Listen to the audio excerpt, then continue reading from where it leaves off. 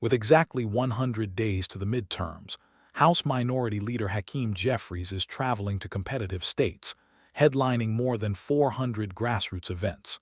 The party's message is affordability, groceries, gas, housing, healthcare. But before any of that can land, the CNN anchor confronts him directly.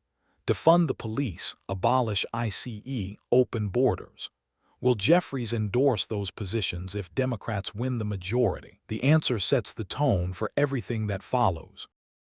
Here with me now is the House Democratic leader, Congressman Hakeem Jeffries. Mr. Leader, thank you so much for being here. I know that you are launching what Democrats are calling 100 Days Out weekend of action, with more than 400 grassroots events in competitive states, including Pennsylvania, where you're going to be speaking later today.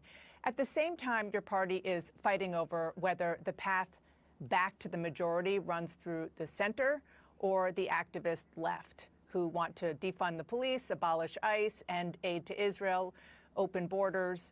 I know that you call the Democratic Party a mosaic, but are you going to push any of those positions if you win the majority back?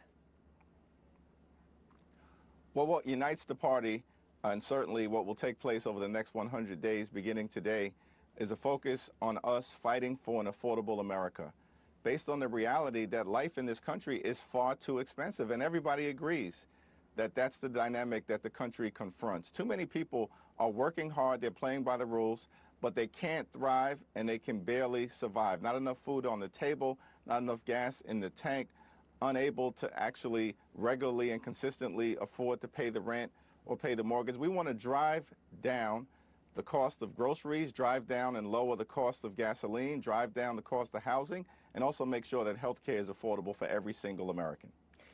Right. But to do those things, which is the messaging that I've heard you say, especially recently, you need to come up with policy proposals. So will those policy proposals be in line with what some of the more progressive members who keep getting elected are pushing, or will you sort of move more towards the moderate area where if you do win the majority, it will be likely because they pick up swing districts? Well, we want to make sure that we are solving problems on behalf of the American people, and that's in every possible area. It is clear that what unites Democrats, for instance, we forcefully have been pushing back against the one big ugly bill and the effort to enact the largest cut to Medicaid in American history. That's a disgrace, and clearly that needs to be reversed. We need to make sure that we do things like extending the Affordable Care Act tax credits so that more than 20 million people actually can have health care that they can afford restored to them, as opposed to the situation that they confront right now because of MAGA extremist policies, which is that they've experienced dramatic increases in their health insurance premiums, in some cases more than $1,000 per month. It certainly is the case, as we've already demonstrated unanimously on the House floor, that we need to stop this reckless and costly war of choice that has skyrocketed gas prices on everyday Americans. And we need to stop the Trump tariffs, which have increased costs on everyday Americans by thousands of dollars per year. You, according to my colleague Manu Raju, have clashed with Senator Bernie Sanders over the fact that he is campaigning for progressive candidates, some of whom are challenging incumbents you back, including members of the Congressional Black Caucus. Are Senator Sanders and other progressives in the party making it harder for you to win in November? Is that what you said to Senator Sanders? No, I wouldn't describe it as a clash. It was a candid conversation along with Congressman Greg Meeks, to chair the Congressional Black Caucus PAC, with respect to one particular race in North Carolina at the beginning of the primary cycle, and trying to get a sense of his approach to that race. I do think that Senator Sanders and Democrats in both the House and the Senate understand the stakes that are in front of us, particularly as we are 100 days out.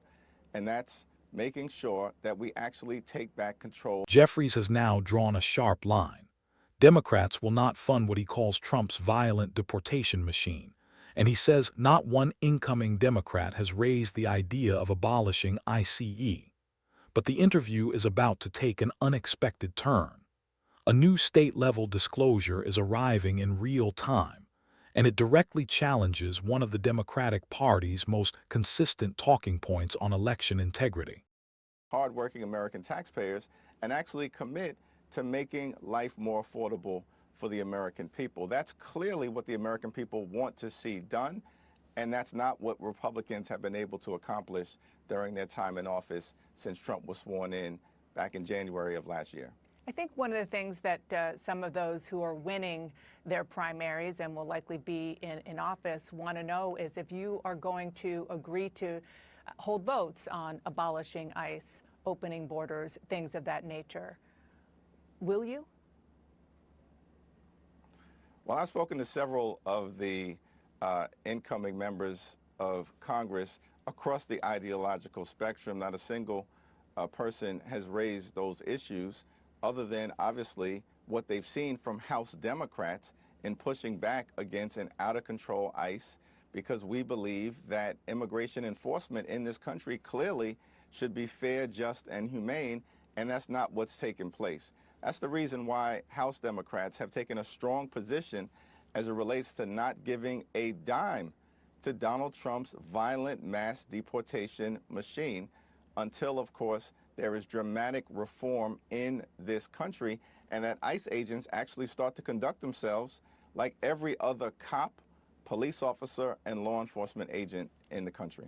Your next door neighbor, New Jersey, just disclosed that 6,600 non-citizens were mistakenly registered to vote there from 2023 to 2024. 400 of them actually voted in elections since then. It is a small number compared to the 7 million voters in New Jersey, and there's no evidence that that swayed any election. But this is one of the most significant disclosures of non-citizen registration. Now, Democrats have repeatedly said that non-citizen voting doesn't happen. It happened. Is this a problem? I think that I continue to have confidence in state and local authorities in making sure that there's going to be a free and fair election in November. And if modest or minor challenges emerge, such as the one that was disclosed voluntarily by the authorities in New Jersey, that it is immediately corrected. And that's what I expect will continue to happen. Unfortunately, what we've seen from Donald Trump is that in this particular case, Republicans have adopted voter suppression as an electoral strategy because they have failed to actually deliver on making life more affordable for the American people. It was Donald Trump who promised to lower costs on day one, but we know that costs haven't gone down in this country, costs have gone up. It was Donald Trump, I believe, who said that he was elected not to start wars, endless wars in the Middle East, but to stop them, and then turned around and has gotten us involved in this reckless war of choice in Iran that has skyrocketed gas prices on the American people. By the way, it was Donald Trump who said they were going to love and cherish Medicaid, and then Republicans enacted the largest cut to Medicaid in American history, ripping health care away from more than 14 million Americans. They have nothing to run on.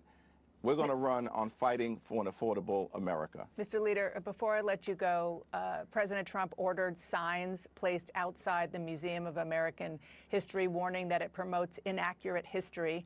It comes, of course, as the White House is attacking the Smithsonian, accusing the institution of promoting left-wing ideology. Is there anything you can do to stop those signs from going up? Well, we're going to explore every legislative avenue and every litigation avenue, as we've repeatedly done up until this point. Here's the thing. Black history is American history, and we are not going to let the extremists whitewash it. Not now, not ever. Hakeem Jeffries. The 100-day clock is running. Jeffries leaves the interview with his affordability message intact, but facing unresolved questions on immigration and a New Jersey voter registration disclosure that will shadow the party heading into November. The congressional battle over deportation funding is just beginning. Watch this space. This is the D.C. Brief.